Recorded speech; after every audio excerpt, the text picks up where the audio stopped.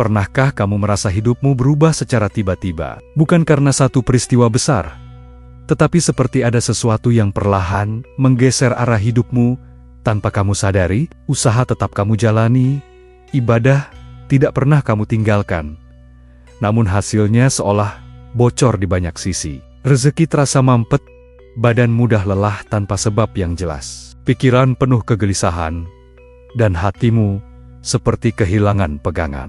Padahal, tidak ada masalah nyata yang sedang kamu hadapi. Banyak orang ketika berada di kondisi seperti ini, langsung menyebutnya sebagai nasib. Sebagian lagi menyalahkan diri sendiri, merasa kurang ibadah, kurang sedekah, atau kurang ikhtiar. Padahal dalam kearifan Jawa kuno, keadaan seperti ini tidak pernah dilihat secara sesederhana itu. Leluhur memandang bahwa hidup manusia bukan hanya urusan lahir, tetapi juga urusan batin. Ketika batin terganggu, maka lahir akan ikut goyah.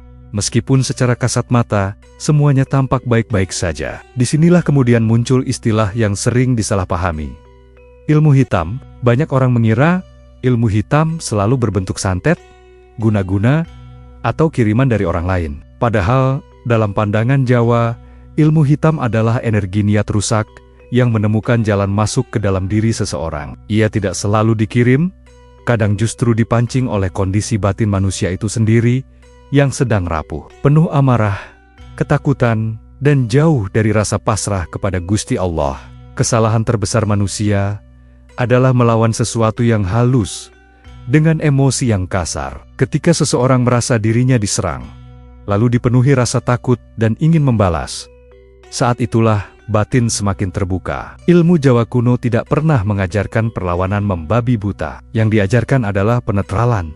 Karena sesuatu yang netral tidak bisa dipengaruhi oleh niat buruk. Api tidak dipadamkan dengan api, tetapi dengan ketenangan. Assalamualaikum warahmatullahi wabarakatuh. Rahayu, rahayu, rahayu. Sedulur kabeh, selamat rawuh di channel Olah Roso 7. Tempat kita bersami-sama ngolah roso, menata batin, dan mendekatkan diri kepada Gusti Allah, tanpa meninggalkan pitutur luhur Jawa. Di ruang ini, kita tidak berburu kesaktian, tidak mengejar keajaiban instan, tetapi berusaha memahami diri sendiri, agar hidup berjalan selaras antara lahir dan batin. Pada video ini, kita akan membahas cara menetralkan ilmu hitam menurut ilmu Jawa kuno, yang tetap sejalan dengan tauhid Islam. Tidak ada mantra berbahaya, tidak ada ritual menyimpang, dan tidak ada laku yang mengajak bergantung selain kepada Allah. Semua yang dibahas adalah laku batin yang aman, sederhana, dan bisa dilakukan oleh siapa saja yang mau menata rosonya. Leluhur Jawa selalu mengingatkan bahwa yang paling berbahaya dalam hidup manusia bukanlah serangan dari luar, melainkan batin yang kehilangan kesadaran. Ketika seseorang tidak eling, mudah terseret emosi, dan jauh dari rasa pasrah, maka apapun yang datang dari luar akan terasa jauh lebih berat. Sebaliknya, ketika batin tenang dan sadar, gangguan sebesar apapun akan melemah dengan sendirinya. Dalam pandangan Jawa, ilmu hitam tidak bisa bekerja tanpa pintu. Dan pintu itu bukan berada di rumah, bukan di tubuh, melainkan di dalam hati manusia. Pintu itu terbuka saat seseorang menyimpan dendam, iri, dengki, rasa takut berlebihan, serta perasaan selalu dizalimi. Semua itu adalah celah yang membuat energi rusak, mudah masuk, dan menempel. Inilah sebabnya mengapa dua orang yang menghadapi masalah serupa bisa mengalami dampak yang sangat berbeda. Yang satu jatuh sakit berkepanjangan, rezekinya seret, rumah tangganya retak. Yang satu lagi tetap diuji, tetapi batinnya tenang, dan hidupnya masih berjalan. Perbedaannya bukan pada kuat atau lemahnya serangan, melainkan pada kuat atau rapuhnya roso. Leluhur Jawa berkata, "Sing kuat dudu awak, nanging atin." Yang kuat bukan tubuhnya, bukan ilmunya, tetapi hatinya. Selama hati seseorang bersih, sadar dan pasrah, maka apapun niat buruk yang datang akan kehilangan tempat untuk berpijak. Energi gelap hidup dari konflik batin. Ketika konflik itu tidak ada, ia akan luruh dengan sendirinya. Video ini bukan untuk menumbuhkan kecurigaan pada orang lain, bukan untuk menakut-nakuti, dan bukan untuk membuatmu merasa hidup dikepung ancaman. Justru sebaliknya, video ini adalah pengingat agar kendali hidupmu kembali ke tanganmu sendiri. Dan sepenuhnya kamu pasrahkan kepada Gusti Allah.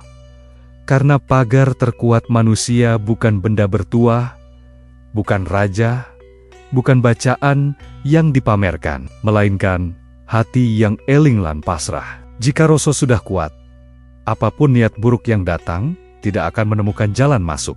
Tetap tenang, tetap sadar, dan lanjutkan menyimak dengan hati terbuka. Karena pemahaman inilah yang akan menjadi dasar untuk langkah selanjutnya. Setelah memahami bahwa tidak semua kesulitan hidup datang dari sebab yang kasat mata, langkah berikutnya adalah belajar mengenali tanda dengan tenang, bukan dengan rasa takut. Ilmu Jawa kuno selalu menekankan satu prinsip penting.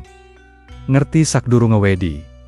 Mengerti lebih dulu sebelum merasa takut. Karena rasa takut justru menjadi makanan utama bagi energi yang bersifat merusak. Banyak orang salah kaprah. Ketika hidupnya mulai terasa berat, ia langsung menuduh bahwa dirinya terkena kiriman. Padahal, dalam pandangan Jawa, tuduhan yang terburu-buru justru memperlemah batin. Orang yang batinnya lemah akan semakin mudah terganggu, baik oleh masalah lahir maupun batin. Karena itu, pengenalan tanda harus dilakukan dengan rasa yang jernih. Salah satu tanda yang paling sering muncul adalah perubahan rasa secara mendadak. Hati terasa berat tanpa sebab yang jelas, mudah tersinggung, gampang marah, atau justru merasa kosong dan hambar. Ibadah yang biasanya menenangkan menjadi terasa kering. Bukan karena imannya hilang, tetapi karena batinnya sedang tertutup kabut emosi yang tidak disadari. Tanda berikutnya adalah pikiran yang tidak mau diam. Saat hendak istirahat, justru muncul banyak lintasan pikiran yang melelahkan. Kekhawatiran datang silih berganti, seringkali tanpa alasan nyata. Dalam ilmu Jawa, ini disebut sebagai rasa sing ora mapan, batin yang kehilangan pusatnya. Kondisi ini bukan bukti kelemahan, melainkan sinyal bahwa batin sedang meminta perhatian. Ada pula tanda yang muncul melalui mimpi berulang, mimpi dikejar, mimpi jatuh, mimpi berada di tempat gelap, atau mimpi bertemu sosok yang menekan batin. Leluhur Jawa memandang mimpi sebagai bahasa rasa. Jika mimpi datang sekali, itu wajar. Namun jika berulang dan menimbulkan rasa tidak nyaman, itu pertanda ada tekanan di lapisan batin yang lebih dalam. Selain itu, sebagian orang mengalami penurunan energi tubuh di waktu-waktu tertentu. Biasanya menjelang maghrib atau larut malam. Tubuh terasa lemas, kepala berat, dada sesak, atau muncul rasa tidak nyaman yang sulit dijelaskan.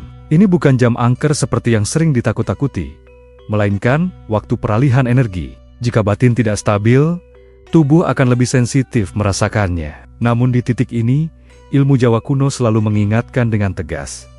Tidak semua tanda berarti kiriman dari orang lain. Justru dalam banyak kasus, manusia sedang berhadapan dengan bayangan batinnya sendiri. Rasa iri yang dipendam, dendam yang tidak dilepaskan, kekecewaan yang disimpan terlalu lama, semuanya bisa berubah menjadi racun batin yang efeknya sangat nyata. Leluhur Jawa bahkan mengatakan bahwa seseorang bisa menyakiti dirinya sendiri tanpa sadar. Ketika hati dipenuhi prasangka buruk, pikiran selalu merasa dizalimi, dan hidup dijalani dengan rasa tidak terima, maka batin akan menciptakan tekanan yang terus-menerus. Tekanan inilah yang sering disalahartikan sebagai gangguan dari luar. Karena itu, orang Jawa lama sangat berhati-hati dalam menyimpulkan.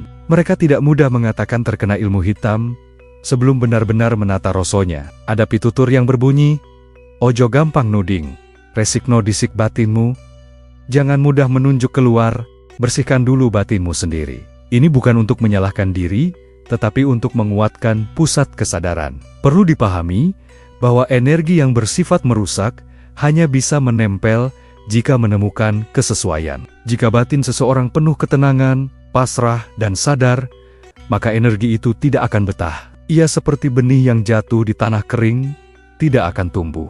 Sebaliknya, jika batin penuh konflik, maka sedikit saja gangguan akan terasa berlipat ganda. Inilah sebabnya, mengapa ilmu Jawa kuno tidak pernah memisahkan antara gangguan dan pembenahan diri. Mengenali tanda bukan untuk menakut-nakuti, tetapi untuk mengajak seseorang kembali ke pusat dirinya. Karena semakin cepat batin disadarkan, semakin kecil peluang gangguan berkembang lebih jauh. Pada tahap ini, yang paling penting bukan mencari siapa pelakunya, bukan mencari dari mana asalnya, tetapi menenangkan rasa. Ketika rasa sudah tenang, banyak tanda akan melemah dengan sendirinya. Pikiran tidak lagi liar, mimpi berangsur reda, tubuh kembali seimbang, dan hati perlahan menemukan pijakannya lagi. Kesadaran inilah yang menjadi gerbang utama sebelum melangkah lebih jauh.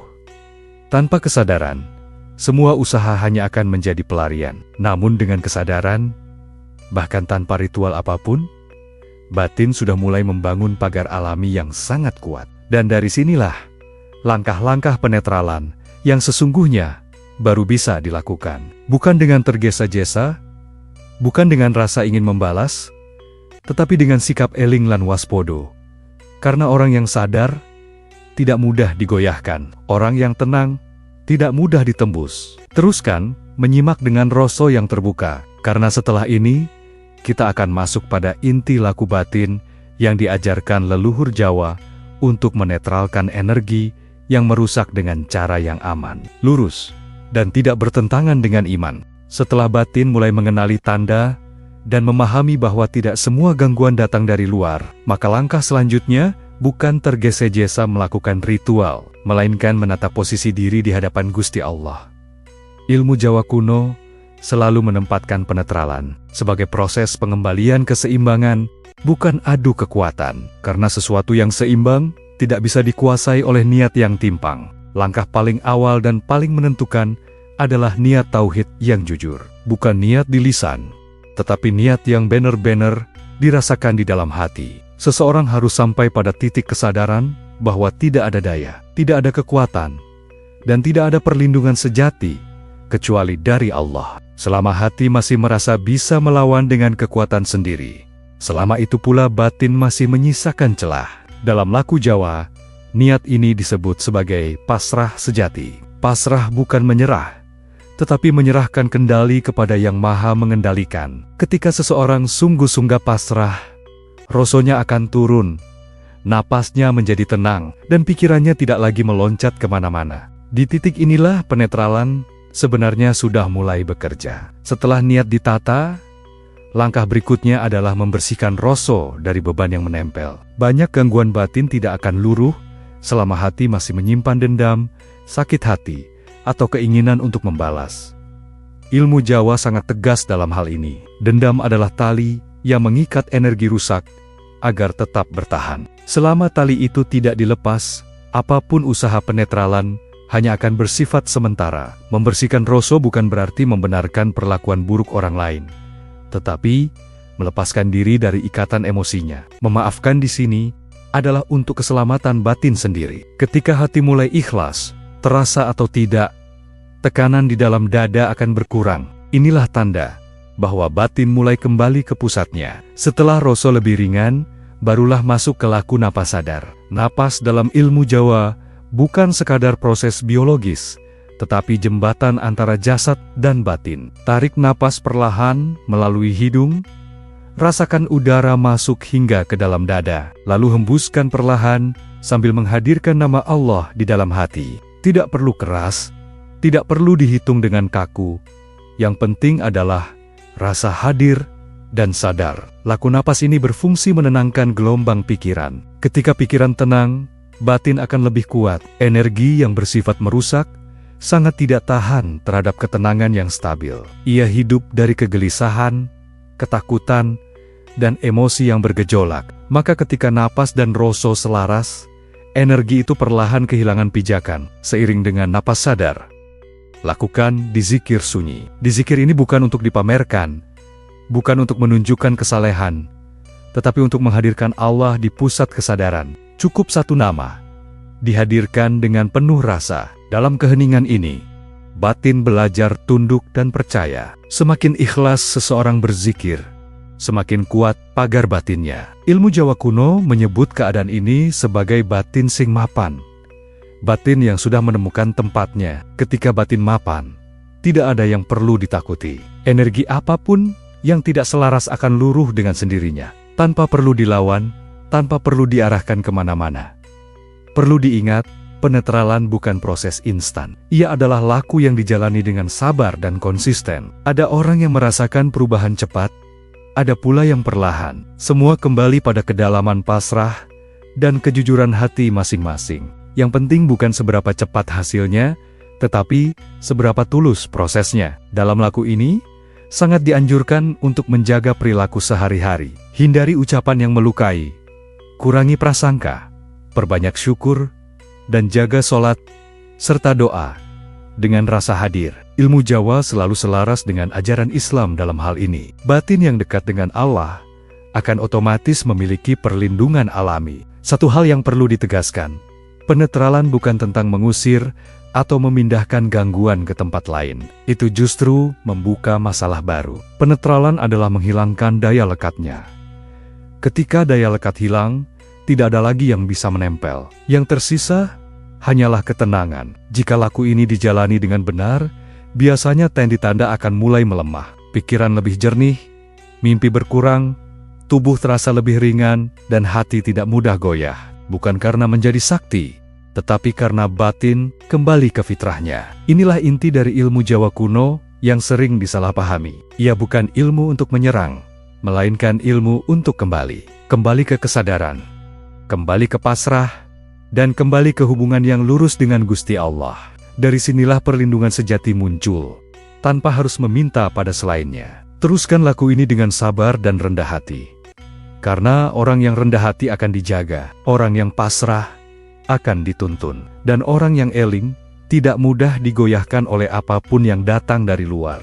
Sedulur, semua yang telah dibahas bukanlah jalan untuk menjadikan seseorang merasa lebih sakti, lebih kebal, atau lebih unggul dibandingkan orang lain. Ilmu Jawa kuno sejak awal tidak pernah menempatkan kesaktian sebagai tujuan utama. Justru yang selalu ditekankan oleh para leluhur adalah kesadaran hidup, agar manusia tidak mudah terguncang oleh apapun yang datang dari luar dirinya. Banyak orang keliru memahami perlindungan. Mereka mengira perlindungan berarti tidak pernah diuji, tidak pernah sakit, tidak pernah mengalami kesulitan. Padahal dalam pandangan batin Jawa, perlindungan sejati adalah keteguhan rasa. Ketika ujian datang, hidup tetap berjalan, masalah tetap ada, tetapi batin tidak runtuh. Hati tetap menemukan pijakan, meski keadaan tidak selalu sesuai harapan. Penetralan yang sejati bukan tentang mengusir sesuatu yang dianggap gelap, bukan pula tentang memindahkan gangguan ke tempat lain. Semua itu justru berpotensi menimbulkan persoalan baru. Penetralan adalah proses mengembalikan keseimbangan antara pikiran, perasaan, dan kepasrahan kepada Gusti Allah. Ketika keseimbangan ini kembali, apapun yang tidak selaras akan luruh dengan sendirinya, tanpa perlu dilawan, tanpa perlu ditantang. Leluhur Jawa selalu mengingatkan bahwa manusia sering terlalu sibuk mencari pegangan di luar dirinya, mencari benda bertuah, raja, doa-doa tertentu, atau laku yang rumit. Padahal yang sering terlupakan adalah satu hal paling mendasar, kondisi hati. Hati yang penuh prasangka, dendam, dan ketakutan tidak akan pernah benar-benar terlindungi, sekuat apapun pagar luar yang dipasang. Sebaliknya, hati yang eling, sabar, dan pasrah akan membentuk pagar alami yang sangat kuat. Pagar ini tidak terlihat, tidak bisa dipamerkan, tetapi efeknya nyata. Orang dengan batin yang mapan tidak mudah goyah, tidak gampang panik, dan tidak cepat menyimpulkan bahwa dirinya diserang atau dizalimi. Ia lebih memilih menunduk dan merapikan rasanya sebelum menunjuk keluar. Jika suatu saat hidupmu kembali terasa berat, jangan terburu-buru menyimpulkan apapun. Jangan langsung menuduh orang lain, dan jangan pula menyalahkan dirimu secara berlebihan. Berhentilah sejenak. Tarik napas dengan sadar. Rasakan kehadiran Allah di dalam dirimu. Tanyakan dengan jujur pada hatimu, bagian mana yang belum ikhlas, bagian mana yang masih menyimpan luka, dan bagian mana yang belum benar-benar pasrah. Seringkali, jawaban tidak datang dalam bentuk suara atau tanda yang dramatis. Ia datang sebagai ketenangan yang perlahan menyusup, dada terasa lebih lapang, pikiran tidak lagi berlari kemana-mana, dan hati mulai menerima keadaan apa adanya. Di titik inilah sebenarnya penetralan sudah bekerja, bahkan tanpa disadari. Ilmu Jawa kuno mengajarkan bahwa diam yang sadar lebih kuat daripada 1000 perlawanan yang dilandasi emosi. Dalam diam itu, manusia belajar mendengar rasonya sendiri, belajar membedakan mana suara ego, mana bisikan ketakutan, dan mana panggilan kesadaran. Semakin sering seseorang berada dalam diam yang sadar, semakin kuat batinnya menghadapi apapun. Ingatlah bahwa tidak semua ujian adalah gangguan, dan tidak semua gangguan harus dilawan. Ada ujian yang datang untuk membersihkan, ada kesulitan yang hadir untuk merendahkan ego, dan ada tekanan yang muncul agar manusia kembali ingat kepada Gusti Allah.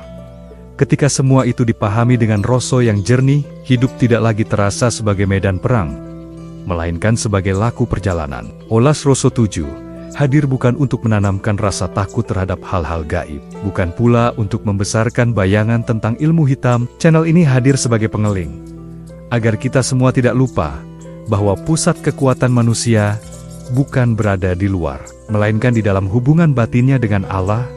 Selama hubungan itu terjaga, manusia tidak akan pernah benar-benar sendirian. Apa yang disampaikan di sini tidak harus kamu telan mentah-mentah. Ambillah yang selaras dengan hatimu, yang menenangkan rasanya, dan yang mendekatkanmu kepada Gusti. Tinggalkan yang tidak kamu butuhkan. Ilmu yang baik adalah ilmu yang membuat seseorang semakin rendah hati, bukan semakin merasa tahu segalanya. Jika setelah ini kamu memilih untuk menjalani hidup dengan lebih tenang, lebih sadar, dan lebih pasrah, maka laku ini sudah bekerja. Tidak perlu menunggu tanda-tanda aneh, tidak perlu membuktikan apapun kepada siapapun. Cukup rasakan perubahan kecil di dalam dirimu, pikiran yang lebih jernih, emosi yang lebih terkendali, dan hati yang lebih mudah bersyukur. Akhir kata, jaga rasa dalam setiap langkah hidupmu. Resikno batin, setiap kali emosi datang, lan tetap eling marang Gusti Allah dalam keadaan apapun, baik saat lapang maupun sempit, karena orang yang eling akan selalu dituntun, dan orang yang pasrah tidak akan ditelantarkan, meski jalannya tidak selalu mudah. Semoga ketenangan selalu menyertai langkahmu, dan semoga rasa kita semua dijaga agar tetap selaras. Apapun yang datang, hadapilah dengan hati yang tenang, karena ketenangan adalah tanda bahwa batin sedang berada di bawah lindungannya. Rahayu, Rahayu, Rahayu.